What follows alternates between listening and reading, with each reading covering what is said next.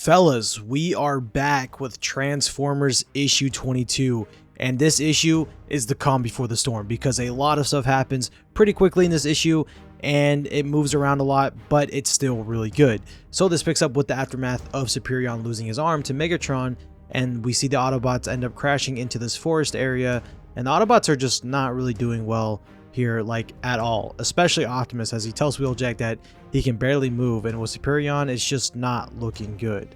But Wheeljack understands this and tells them that they still need to press on and move, and we just see that despair is starting to really set in for the Autobots. But have no fear, as in the next page we see trucks arrive, but it's actually Dr. Leo, for whom we saw back in volume 1. And that's a reoccurring theme this issue, is we get a lot of callbacks from previous issues, which is really cool. But we see Dr. Leo and a group of guys arrive and said that when they were attacked, the Autobots were there to help them, and now it's their turn to help, which is just very cool here that we are finally kind of seeing some help for the Autobots.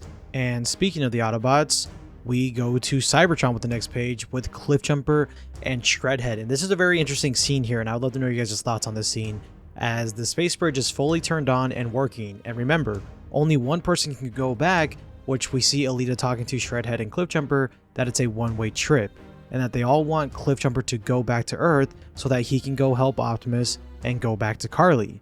And when Cliff mentions Shredhead, Alita says that Shredhead will stay here on Cybertron and help the Autobot cause, which then we see Cliff getting ready to say goodbye to Shredhead, and Cliff says, "It's okay, my friend, we'll see each other again someday," and to tell Carly hello for me, as we see instead Cliffjumper throws Shredhead into the portal, saying sorry to Alita, as Shredhead is the one going to Earth to help the Autobots and not Cliffjumper.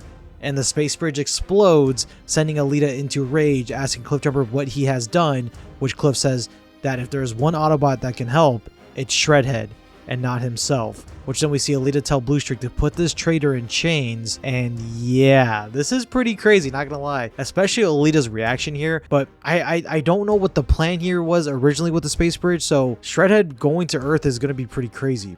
But we pick back up with the Autobots on Earth, and we see that Optimus and the others are being transported to the same hospital we saw back in volume 1, and Dr. Leo is stashing them under these tents, and he says that the Coast Guard found something in the ocean, and what they found was Ratchet's body, which then we see Optimus start to have a meltdown, saying he failed Ratchet and failed as a leader, and most importantly, failed as a friend, and asks when will all this be over, which then we see Optimus get knocked back as the Matrix pops straight out of his chest, and we see Optimus fall to the ground and can barely function, and that his spark is going out, which Wheeljack mentions that the Matrix hasn't charged since Sparky walked into it, and the poison in Megatron's arm has spread to Optimus's whole body, which is why it's blocking access to the Matrix and Optimus's body, hence why we haven't seen the Matrix charge back up. We see Spike ask if he's going to die, which then Wheeljack says yes, and we see Optimus getting ready to pass the mantle of leadership to the Autobots, which then we see Jazz say that they can't go through this again. But we see Spike put his hand in the Matrix, just like Sparky did back in volume 1, and say, "I can do this, Optimus, and to let me make you proud." And we see Optimus crawl over to Spike, telling him no, and grabs his hand, and both Optimus and Spike are frozen and their eyes are blue, as they both have been, at least my guess here, is they've been transported into the Matrix, kind of like what we saw back in the season 3 of Generation 1 when Rodimus went into the Matrix. What we see in the next page here is really cool, as we see the Hall of Primes, which looks awesome, by the way. I love that Prima is right there with the Star Saber. It looks really cool. This whole page looks amazing. And we also see a younger Optimus here who kind of has like the Marvel Comics coloring. We have the yellow eyes, a lighter blue. It looks awesome. But we shift over to the Decepticons as they are hunting and tracking down the Autobots, and we see Soundwave mention that Laserbeak's eyes have found unnatural movement in this planet's soil that shows it's from Optimus Prime, but they are not recent and from some time ago. We then see Megatron and Soundwave walk up to this grave, and fellas, if you loved issue 2, close your eyes for this scene, as this is pretty insane, because we see Megatron walk up to this grave, and it's in fact the deer Optimus stepped on back in issue 2 of this story, and Megatron picks up the dead deer, saying this is what led to Cybertron's destruction, because Optimus Prime is unable to make the hard choices, burying and honoring something so small. How does this pathetic creature help the future of this planet? Which Soundwave agrees, calling it a foolish gesture. But we see Megatron tell Soundwave to not mistake his words, and that he can see how amazing this planet is, and that its beauty reminds him of Cybertron before the war, and how glorious it was. He goes on to say that all he has ever wanted to do was to bring his planet back to that harsh, angular splendor it once was, and we see Megatron squeeze the poor deer and chucks it, and says achieving that dream takes sacrifice, and Prime never wanted to do what was necessary, and continues on to say that before the war began, he was tested through a trial, which is another callback from earlier issues, as we saw the origins of Megatron back in issue 19. Anyways, we continue to say that he was found worthy of a great gift, one to help him make right of the foolishness of the Autobots and their hopes, which then we see Megatron tell Soundwave to call off the search, and that he has one more lesson to teach the Optimus before he ends them, and that is, all hope leads to ruin. And oh my goodness, fellas, this Megatron is amazing. He has so many layers here in depth. Like, how can he go on to just say that whole speech while also squeezing that poor dead deer? It's so freaking amazing. Also, rest in peace again to that poor deer.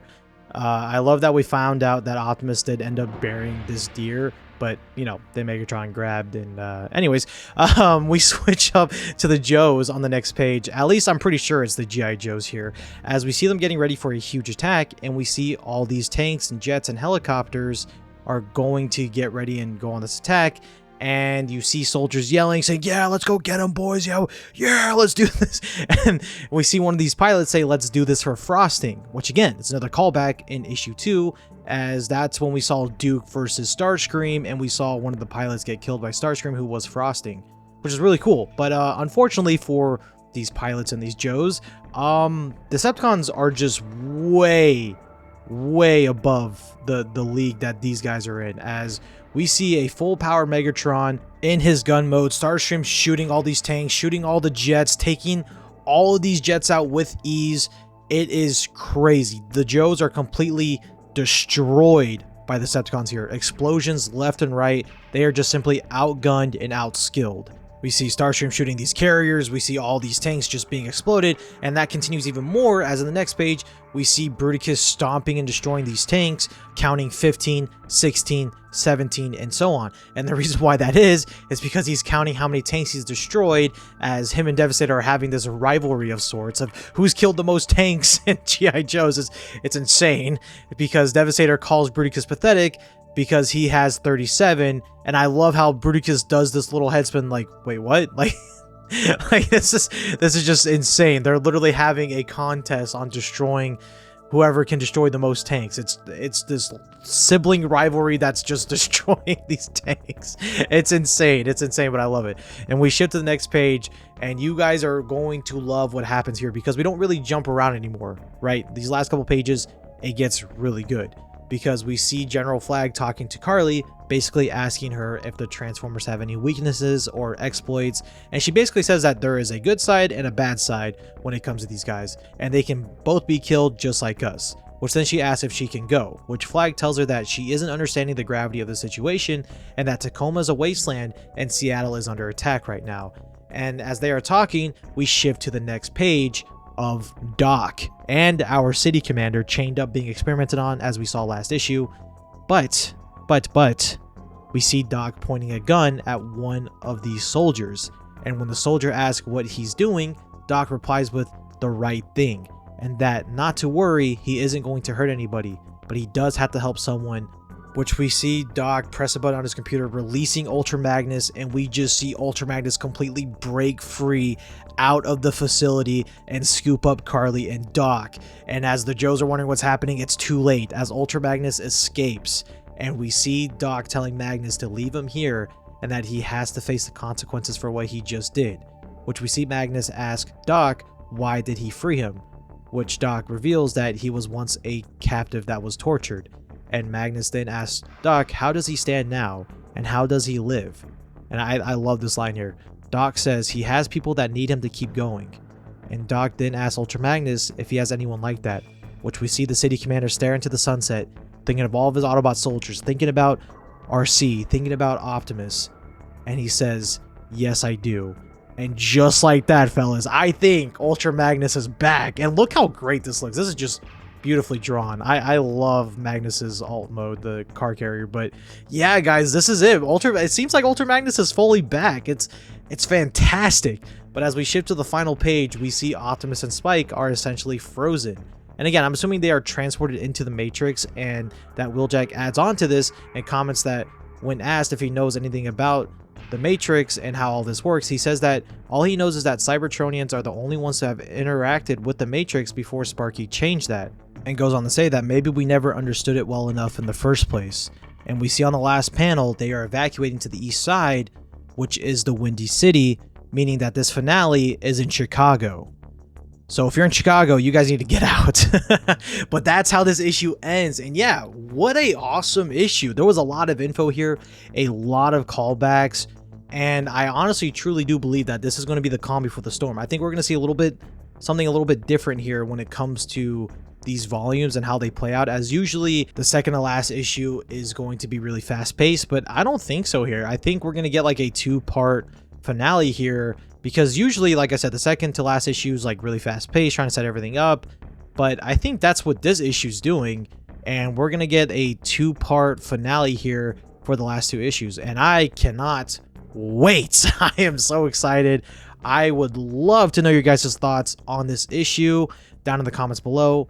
Leave a like and sub if you're new, and I will see you guys in the next one later.